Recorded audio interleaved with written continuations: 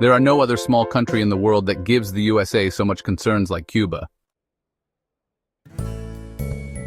Cuba's population is just 11 million people, the same as the Dominican Republic, though their landmass is 110,000 square kilometers, or roughly twice that of the Dominican Republic, making Cuba the largest country in the Caribbean.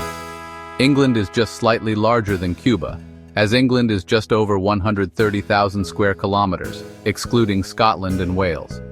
Cuba was once ruled by the USA, and the USA could have easily acquired Cuba, by purchase or annexation in the year 1900 or thereabouts, if they were interested in owning Cuba. More on these facts about the historical relationship between Cuba and the USA later in this video.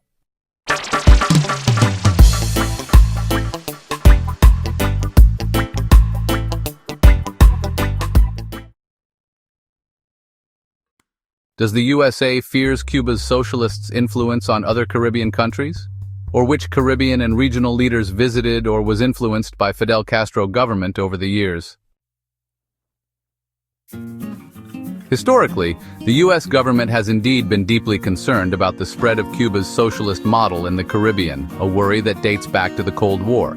U.S. policymakers viewed Fidel Castro's revolution as not only a challenge to American influence in its own backyard, but also as a potential spark for similar left-leaning movements across the region. Over the decades, several Caribbean leaders developed close ties with or were influenced by Cuba's revolutionary government.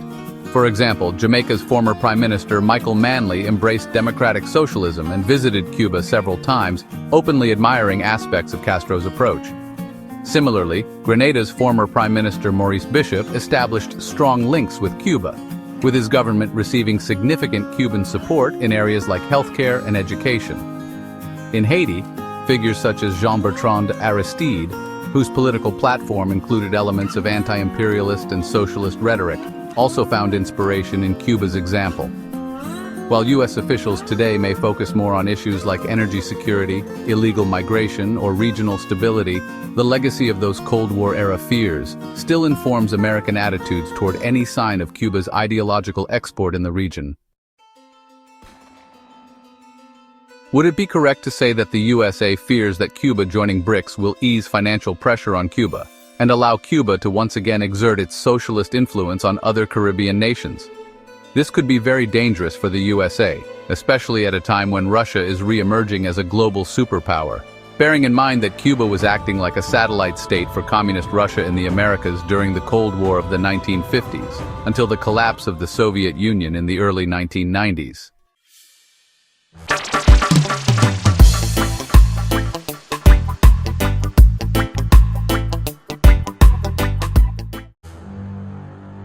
Hence, Marco Rubio visiting Jamaica and other Caribbean countries this week is to keep the financial pressure on Cuba, to ensure that Cuba does not regain its influence in the region, even if Cuba were to become a full member of the BRICS countries.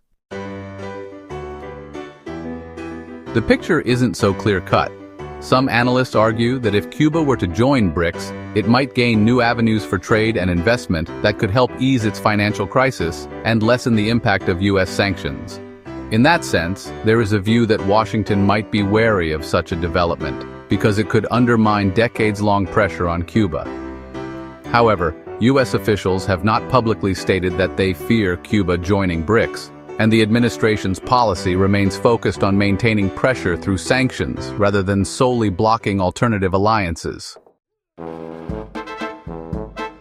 As for Marco Rubio's visit to Caribbean nations like Jamaica, the official agenda emphasizes issues such as energy security, combating illegal immigration, and strengthening regional security partnerships.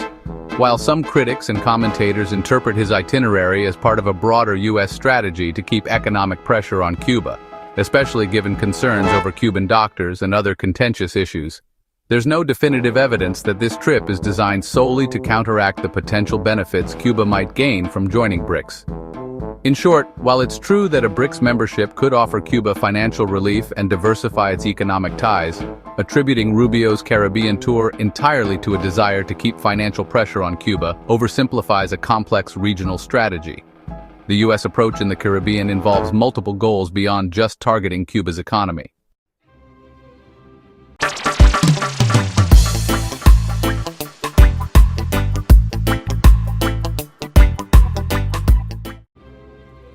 Now let's have a look at Cuba's independence from the USA.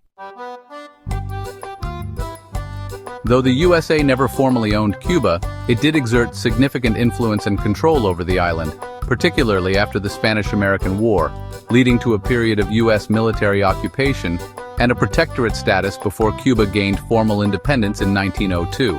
Here's a more detailed explanation. Spanish-American War and U.S. occupation.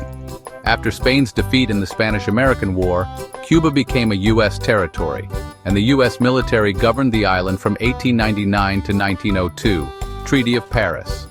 The Treaty of Paris, signed in 1898, ceded control of Cuba to the United States, though the United States did not annex it. Formal independence and the Platt Amendment.